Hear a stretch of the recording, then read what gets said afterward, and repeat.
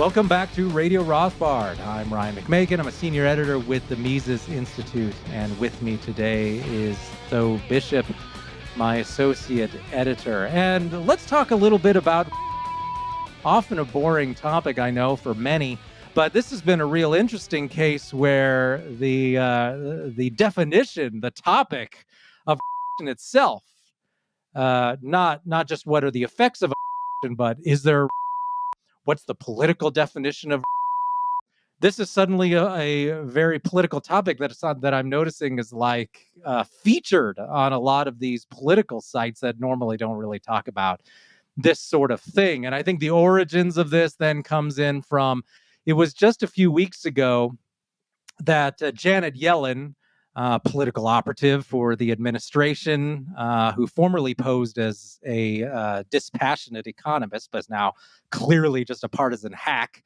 Yellen apparently was trying to preemptively draw attention away from the idea that the economy stinks. So she went on Meet the Press and she started talking about how, well, some people say that if an economy shrinks for 2 quarters in a row, then there's a recession.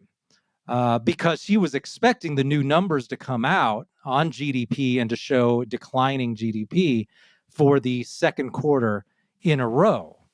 And so they knew then that a lot of people would start calling that a recession because historically that's very often been the case. And so the memo apparently went out that we got to do something to make sure people don't start calling this a recession because that's bad optics. So she goes on Meet the Press and says, well, yeah, some people say that's a recession, but that's not the technical definition of a recession. So now suddenly we got people talking about what is the technical definition of a recession, the sort of thing that I'd never heard before, this debate over what the technical definition of recession was. And this was a new thing the administration has introduced. And then they were asked questions about it at the next press conference at the White House. And Karine Jean-Pierre, the spokeswoman there, saying, well, that's not the technical definition of a recession. And it just kind of went from there with all these people saying, well, it's not really a recession.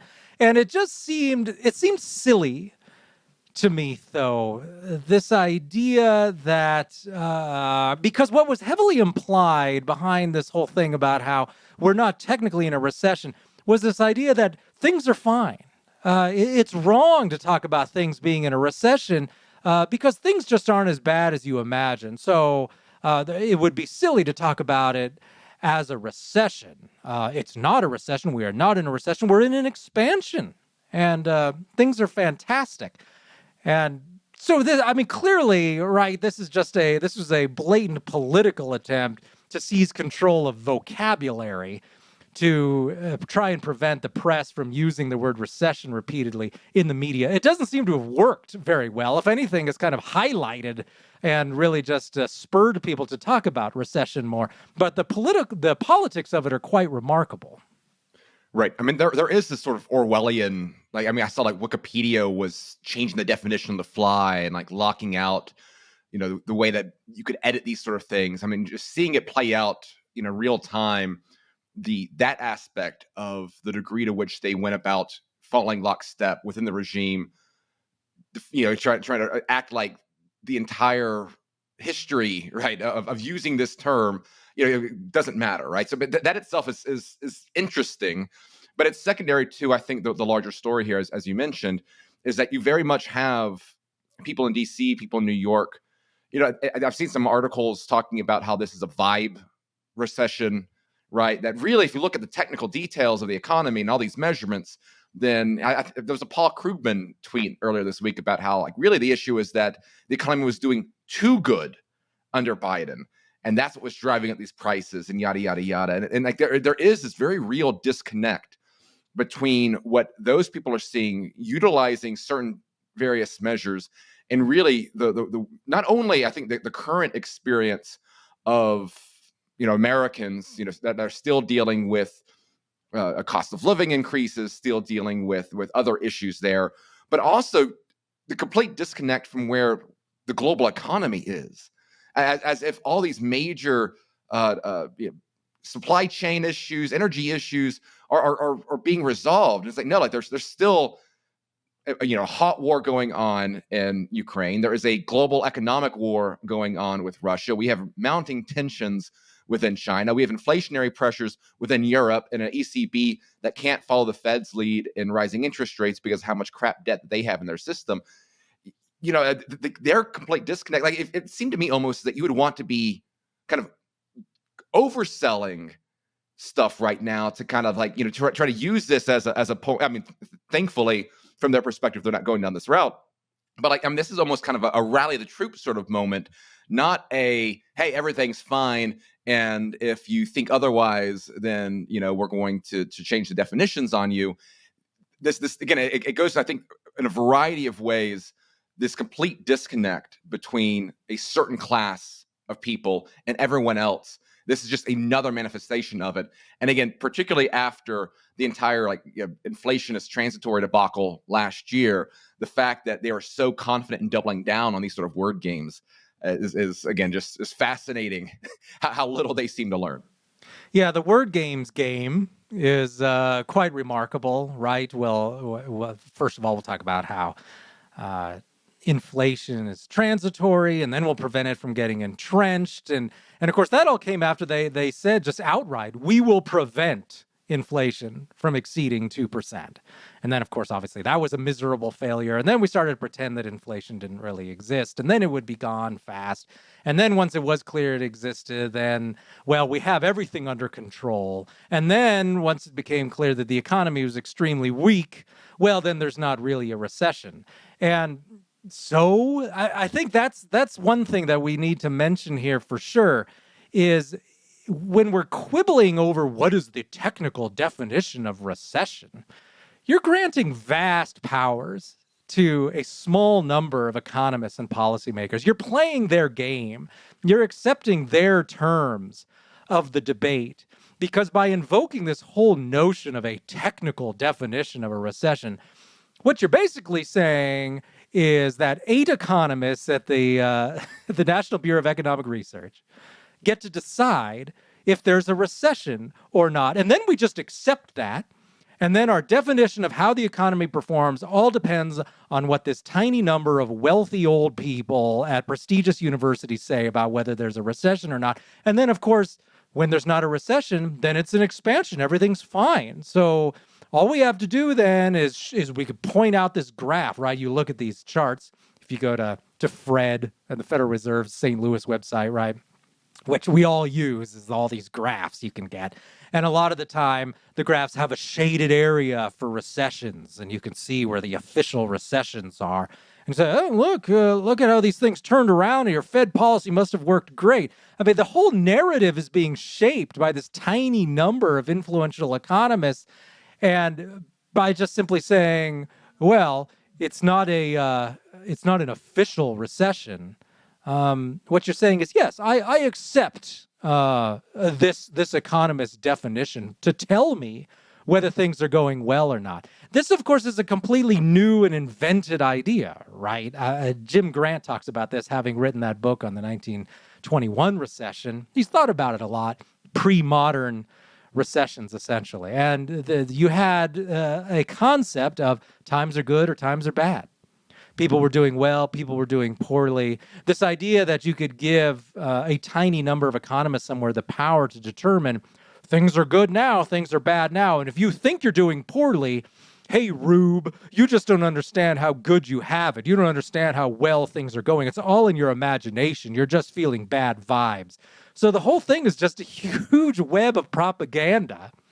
And people should feel free to define recession however they want. This is, of course, how it works in social science, in the real world in general. People don't always agree on terms. There's not somebody out there determining what everything means, what every phenomenon means right down to the last detail. Even in physical science, that's not true, and certainly not true in something as inexact as economics. And so I completely reject this whole idea that we have to sit around and wait for the NBER to decide, are we technically in recession?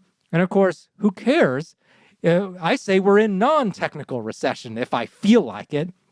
Now, of course, My own personal opinion is that actually maybe things are arguably not in recession, even colloquially understood. It could be a situation like we had in 2007 when the economy was just getting worse and the reading started showing things moving downward, but that the real bad news came later. That could entirely be the case right now. But we won't even know when this technical recession definition comes down for many months.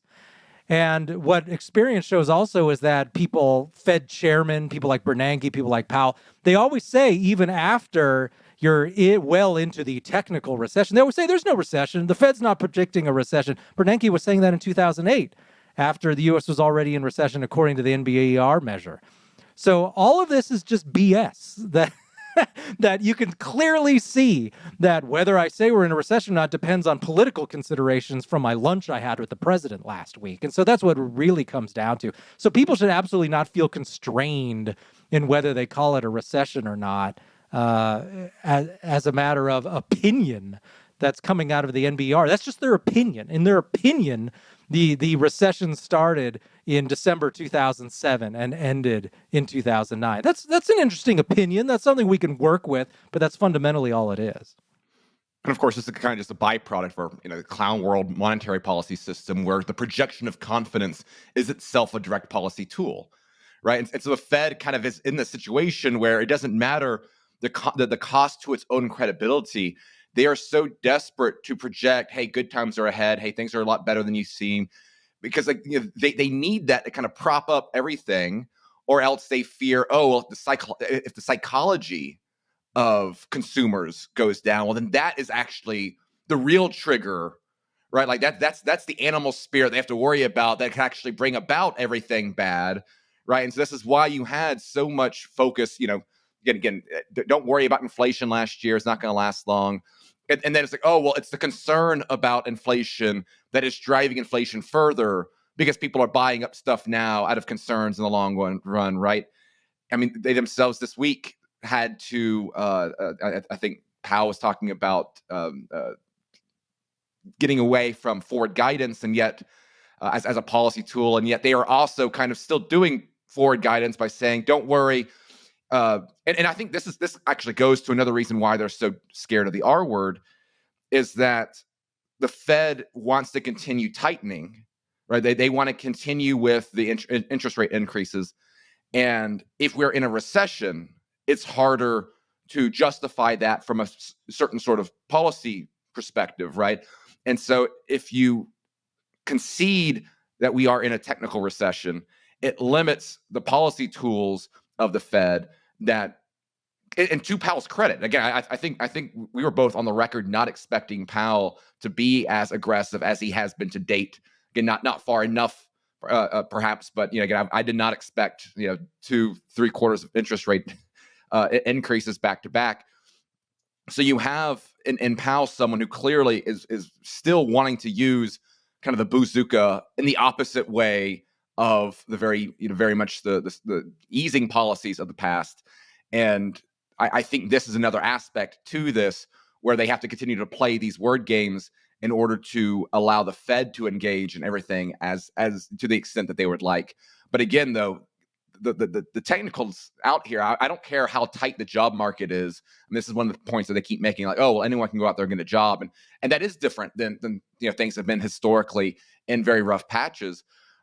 But I mean, that doesn't take away from, again, the massive increases in cost of living out there, the stresses out there. And again, the global economic environment, which, is I think a lot more murky and a lot more turbulent than even the stuff that we're facing here. And again, just you're not going to fix that by redefining things on enough scale. And just all of this is just feeding into this gradual erosion that we've been talking about for quite a while, of just the distrust in the institutions of the regime.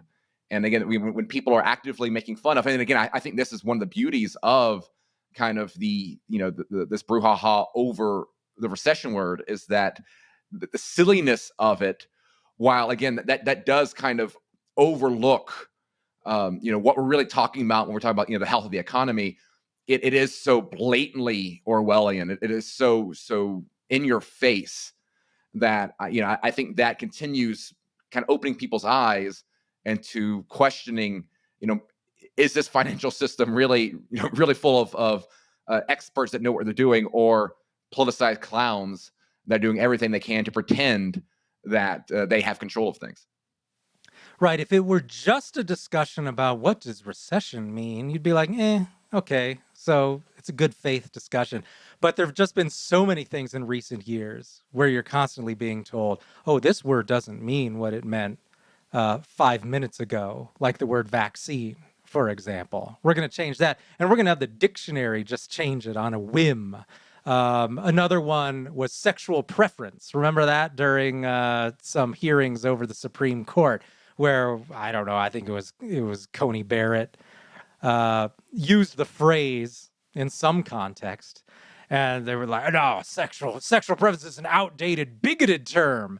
And then the friends of the left who worked at Merriam-Webster or whatever went in and changed the definition of sexual preference to include the term pejorative, that suddenly sexual preference was a pejorative term, like overnight. And so when you're looking at the whole thing over what does recession mean, you're like, oh, this is just the latest attempt to rewrite the term. Now, in one of my recent columns on this whole phenomenon, I pointed out that a recession is not always synonymous with 2 quarters of declining economic growth consecutively. Because if you look back at the 2001 recession, that actually never happens. There's not actually 2 consecutive quarters of economic decline.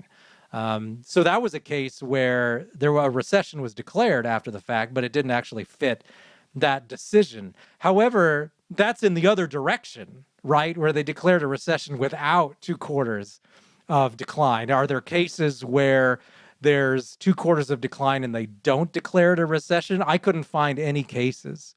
So Yellen was right in that the definition isn't the word recession isn't synonymous with 2 quarters of consecutive decline.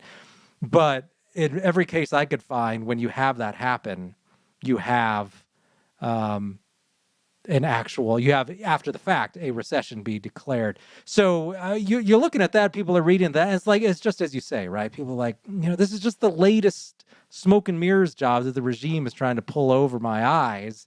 And so, of course, people then are skeptical. And I applaud them, even if they're not going back and looking at, what happened in the 2001 recession? And did that match up with the exact definition? The impulse is correct. The impulse is to think that they're charlatans trying to fool you because it seems so obvious. And just the spokespeople that they've deployed to talk about this. And then you got, I think Brian is his first name, Deese, one of these economic advisors from the White House. Just a lawyer. I don't know. I guess in Washington, it's pretty easy to convince people that you should be an economic advisor because I have a law degree. I don't know where that came from, but that's how they work in Washington, I guess. And so he's up there saying, well, yeah, the economy's, there's a lot of challenges due to rising prices, but it's not like there's a famine or anything here like some parts of the world, which earned a lot of chortles from other parts of the world. What a weird thing to bring up. Yeah, yeah, sure, the economy's got problems, but I mean, some parts of the world have famine. It's like, look over there. Look how lousy things are in Zimbabwe. Things here are fine by comparison. Like, boy, talk about a low bar that you're setting. But that's apparently how this administration runs. And so I think you can only do so much of that, and people start to think, well, it's all just BS. I can't trust anything these people are saying about it. Is there a recession? Is there not a recession? I can only now go off my personal experience, is what people are saying.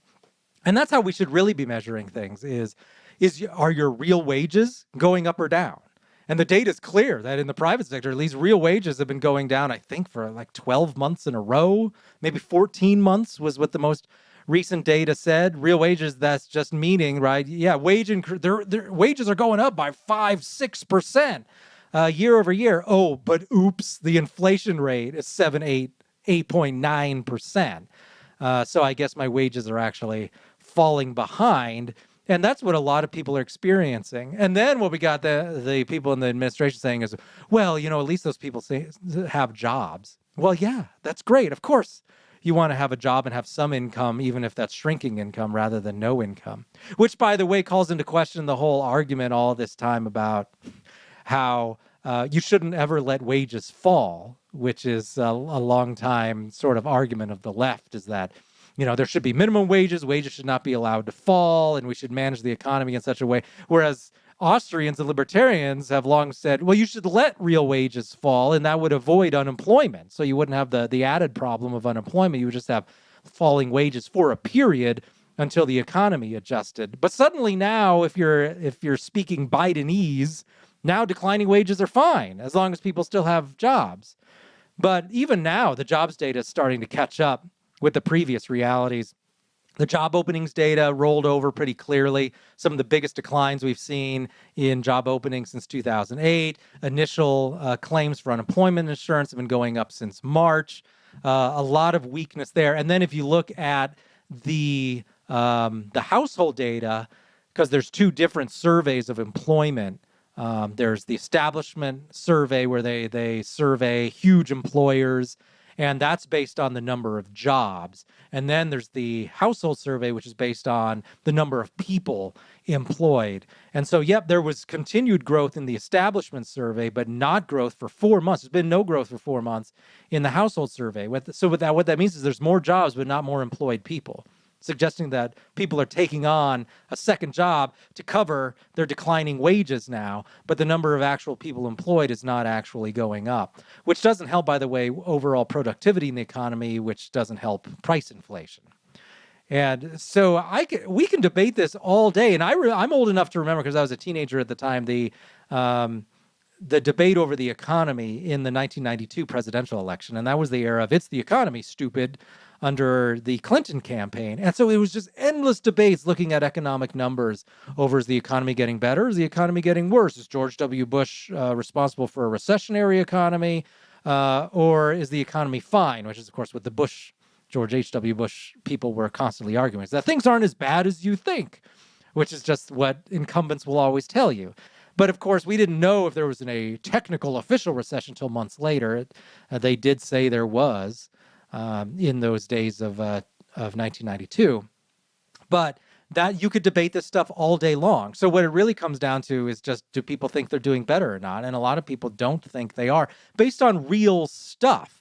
And the fact that GDP, which of course includes government spending, and a bunch of other shenanigans in the numbers that he could be showing growth, and say the economy was just zero and didn't go down at all. Oh, good, we avoided recession. Growth is 0.1%. Wow, what a party you should be throwing.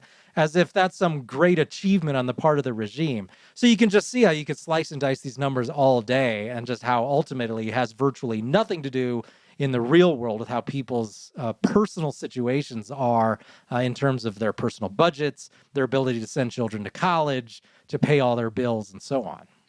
And of course, contentness with mediocre economic growth is something that we've been dealing with for over 12 years now, right? If we go back, after the Great Recession of 08, 09, that time frame, we had the slowest economic growth out of a financial crisis in American history, and so we're dealing with a very long era. And within that, I mean, a big part of the reason why Americans did not feel like bad times after that were stock prices, right? The biggest growth of American personal wealth came from investments. It came from reinflating the housing market. It came from, again, all the money that that was being pumped into the stock market as the direct result of our monetary policy. And now, and when you consider, real wage growth was never that high. It really didn't. It took a little bit of increase after some of more of the supply side sort of change of the Trump administration with tax policy and regulatory regime sort of stuff. But we've really been dealing with this sort of stuff for well over a decade of very, very slow real economic growth, masqueraded by massive increases in financial investments. And again, when you look at this entire environment, when you consider the degree to which those investments have been grounded, have been absolutely propped up by a interest rate environment that no longer exists, and that the Fed is continuing to highlight, hey, we're going to continue to be aggressive on this issue. Again, this is why, again, this entire attempt right now to downplay this.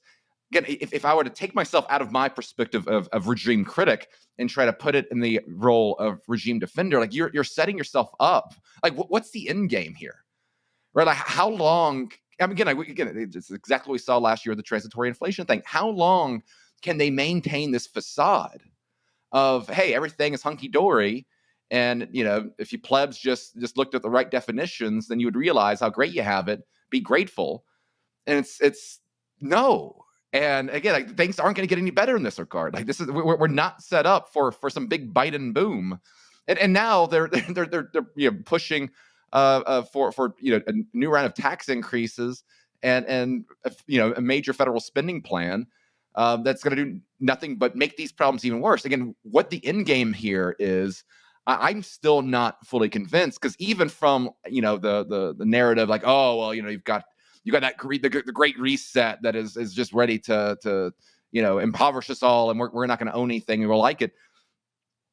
One of the reasons why I find these times long run optimistic in spite of the short-term pain is that, again, it is the faith in this broader network of institutions, right? The faith in the Fed is not going to be improved by these blatant lies. And if you don't trust your own financial institutions, you don't trust your own network, the ability of larger giants, international organizations, to build off of that, I think does become undermined. So it's going to be very interesting to see what is the backlash to it. Again, politically, I'm still not seeing any real demonstration that Republicans know how to compete in this area, right? Like they still don't have any real solutions outside of critiquing Biden. So how this plays out politically is a different question entirely. I tend to think that a continued decrease in material well-being will lead to some political shift. But then if the Republicans own that next year, what does that matter, right? So how this plays up in terms of politics, in terms of some of these direct things, I'm not quite sure about. But I do think that, again, this people they might not understand the complexities of the technical definition of a recession, why it matters, all these different aspects, but they do realize when they're being treated like fools. And I think that is increasingly like that I think is eroding the legitimacy of these institutions more than anything else, even more so than the pain at the pump, things like that. It's just the contempt with which they treat you, and trying to tell you, hey, things are doing so much better than the experiences that you're really feeling. It takes a whole lot of indoctrination. It takes a whole lot of energy to be able to convince people that what they see in front of them is not really there. And we covered this in a previous episode, right? But we're just lucky that it's not the alleged free market party that is the Republicans that were in the White House during this economic collapse. Yeah, I wouldn't call it a collapse. Decline, this period of decline. Because as you just noted, they don't have a separate agenda in terms of how to deal with the economy, the GOP, right? It's very much a bipartisan effort, and it's hard to imagine, right, back in the days of the global financial crisis, would John McCain have had different policies from Obama in terms of all the bailouts and the big spending? And absolutely not.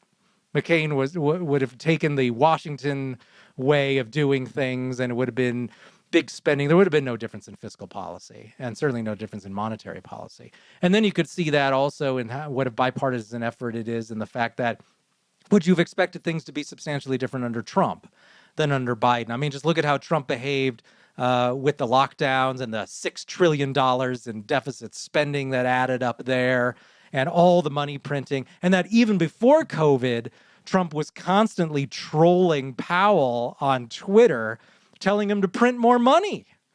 And that, Powell, you're not printing enough money. You don't love America. You don't want a strong economy. If you want a strong economy, print more money.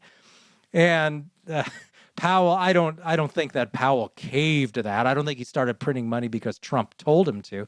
I think he did it because he just figured it would work. And that had been Fed policy for years and years, was to constantly say that the economy was strong, but oh, by the way, we're not going to allow interest rates to rise. And oh, by the way, we're not going to do anything about the portfolio. Powell didn't introduce that. And the economy was already humming along in 2016. They should have been, using their own rules.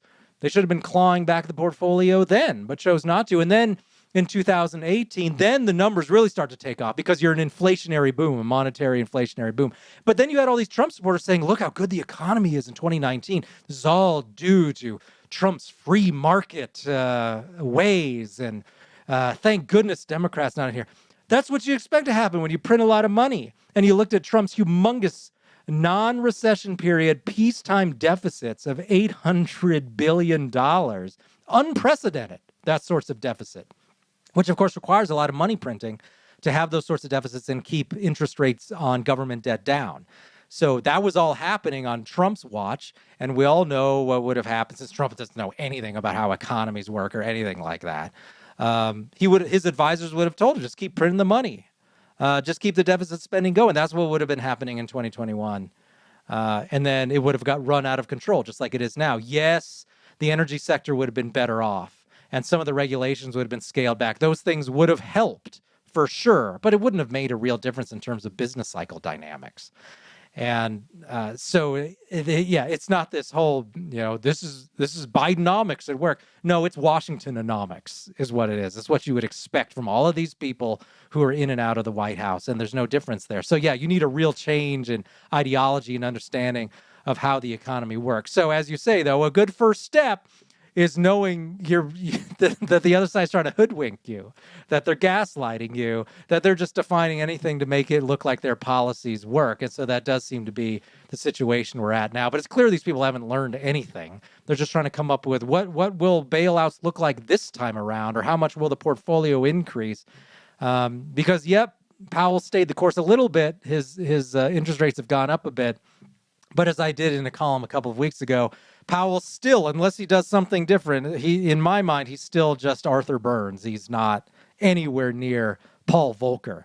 And Powell even admitted this in his last press conference. He was saying, well, if you don't really do something about inflation early on, then it just gets worse later on. And that's what happened with Burns. Burns was always looking for an excuse to embrace easy money. So he would maybe allow interest rates to go up a little bit.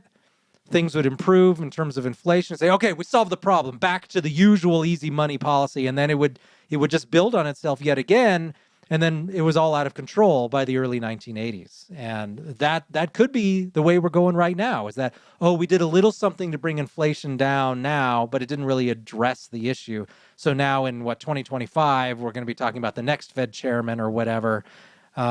What's he going to do now that inflation still hasn't gone away? And in the meantime, then it's just going to be another quarter of weak growth? Because as you mentioned, right, since 2000, where's all the robust growth? We got a little bit in 2019, right at the end of an inflationary boom, because it was already clear by late 2019, the yield curve was inverting. It was clear there was going to be a recession even without COVID. And there's a lot of concern then if you were paying attention.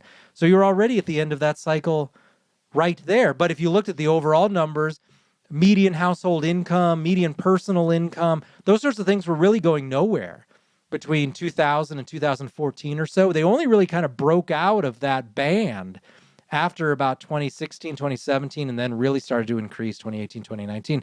So what you had was people, if you were in your 20s and early 30s, you were trying to raise a family from, say, about 2002 to 2014, you were not really making it. You weren't seeing a lot of improvement, even though you were being constantly told that this was a recovery, that things were going great. What you did see, as you noted, was the asset price increases. So if you were a billionaire, you already owned a lot of research or real estate. You already owned a lot of stocks. You saw big gains there. But for regular people, first-time home buyers, there weren't nearly the gains. So again, this whole idea, this big aggregate idea of, there was some economic growth. There was 1% economic growth year over year. Aren't things wonderful? This just doesn't apply to a lot of regular people.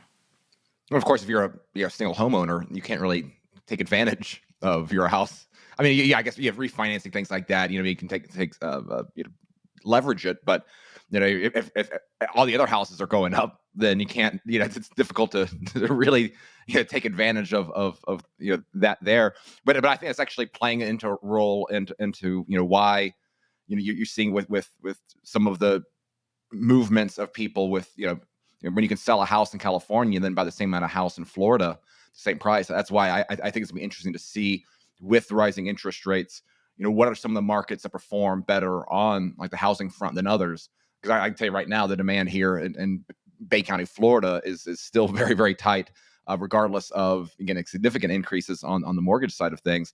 But yeah, I mean, we are dealing with generation. I mean, with again, like decades now of really bad policies. And that's kind of the funny thing about this, is that as bad as, for all of the attention that the redefinition of recession has gotten to people, like, it's so much worse than they recognize, right? You look at the way that they change some of the money aggregates, right? Some of the data they do release, right? They've been changing and eliminating certain sort of data plots and things like that, right? There's so much that, and this also goes to why, like, in the entire sort of strategy out there of oh, well, we can just pass a monetary rule and we can have some really high-minded reform package for monetary policy, and that's going to solve everything. It's like, no, we're dealing with institutions that have incentives to manipulate language, and to manipulate data. Like, the idea that it's going to be restrained by some sort of scholarly rule, I think is a little unrealistic